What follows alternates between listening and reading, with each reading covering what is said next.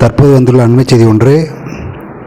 விரைவில் துணை முதல்வராகிறார் உதயநிதி. விரைவில் துணை முதல்வராகிறார் உதயநிதி. தற்போது வந்துள்ள அண்மை செய்தி. தமிழக அமைச்சரவையில் அமைச்சராக உள்ள உதயநிதி ஸ்டாலின் அவர்கள் விரைவில் துணை முதல்வராக வாய்ப்புள்ளதாக நம்பத்தகுந்த வட்டாரங்கள் தெரிவிக்கின்றன. முதல்வரின் வெளிநாட்டு பயணத்திற்கு முன்பு முதல்வராக துணை முதல்வராக வாய்ப்புள்ளதாக நம்பத்தகுந்த வட்டாரங்கள் தெரிவிக்கின்றன. சேலத்தில் நடைபெறும் ஜனவரி 21 நடைபெறும் இளைஞரணி மாநாட்டுக்கு பின்பு ஓரிரு தினங்களில் அறிவிப்பு வெளியாகும் என்று எதிர்பார்க்கப்படுகிறது. 2019 ஆண்டு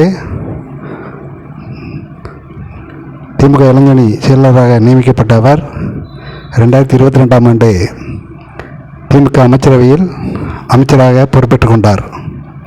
இப்போ தற்போது துணை முதல்வராக வாய்ப்புள்ளதாக அரசு வட்டாரங்கள் தெரிவிக்கின்றன.